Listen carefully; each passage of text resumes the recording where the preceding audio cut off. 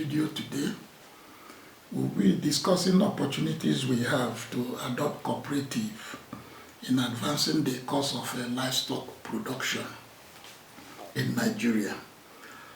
Particularly, we are venturing into an area that has defied discussions and agreement in the past. But we think that cooperative is going to make a difference in this particular outlook we are going to have to this problem. Now, before we go on, I want us to please, for those people who have not subscribed, they should try and do so immediately so that they will get to know when we load new videos. And then please try and press the like button and share. We want these discussions to go very far. And then we also want to have inputs in terms of comments that you may have. These are some of the things that drive what we do and help us to actually focus properly. Now, we are going to talk about how to convert herders into cooperative ranchers. We know who herders are and we know what a cooperative ranch is all about. Now, the present administration has declared emergency on food production. And this actually covers the aspect of livestock production. And within livestock production, we have the herders and we have the other livestock farmers. But we also have, of course, crop producers. We know that there is a long-standing conflict between the herders and crop farmers. And this has been affecting our agricultural activities in the country. And so we are looking at how to reduce this tension and conflict through the application of cooperative.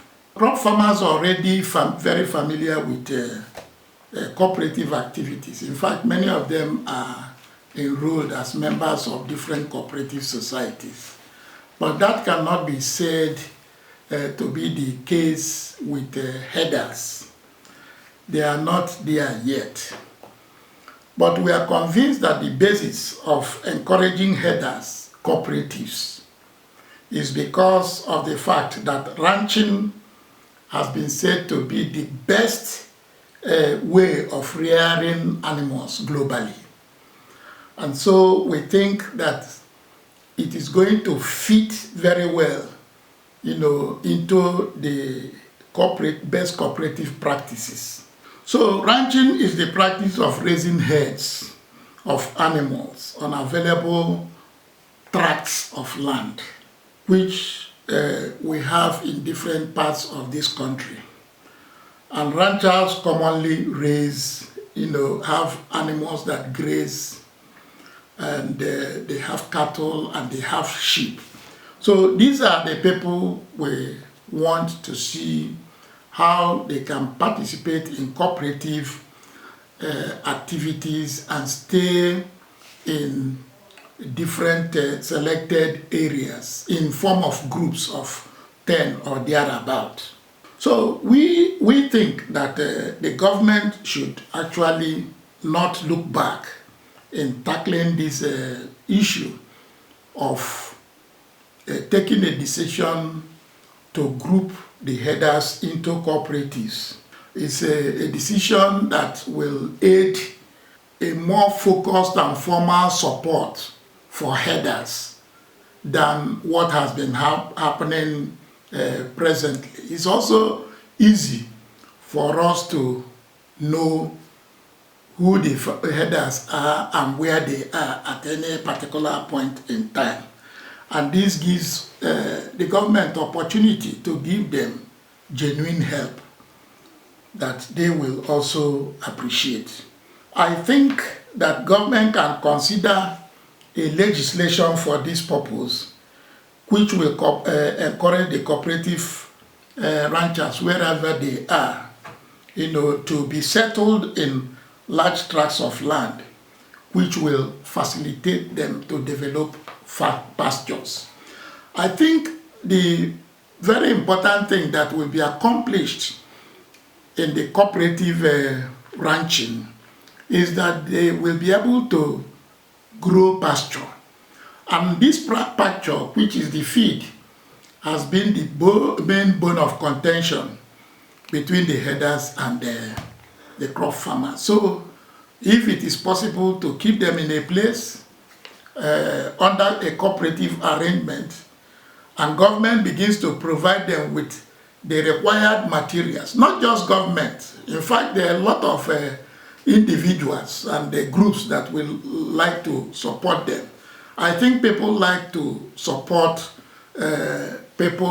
others that are well settled in a particular locations. You know when to go and to see them and help them. So that is the kind of thing we are looking at, that the government can help to accomplish.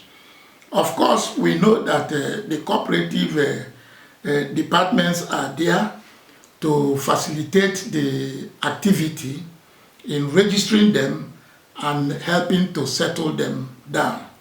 Then the livestock department can come in to provide the required inputs that they need.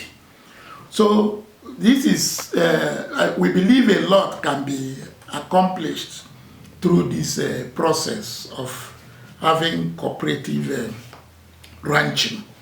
And the kind of things that will be gained is that it is possible for these herders turned cooperative ranchers to receive various kinds of inputs from the government and from individuals who are interested in supporting them.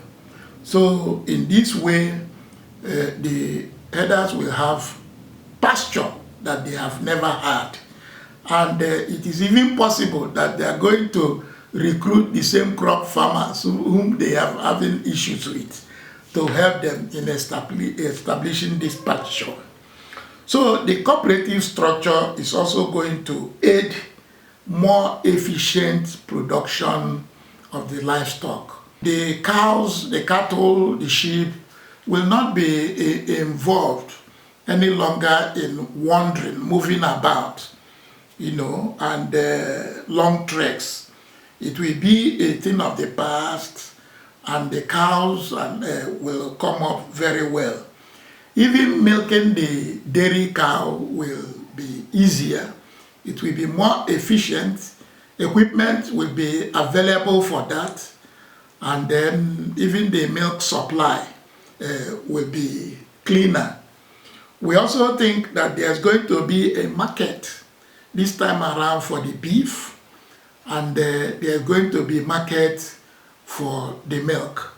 This is actually how we can start and go very far in export market. We have a lot of cattle, we have milk, but most of these are consumed locally. I think this is the time for us to start looking outside and how to get even foreign exchange by getting into export.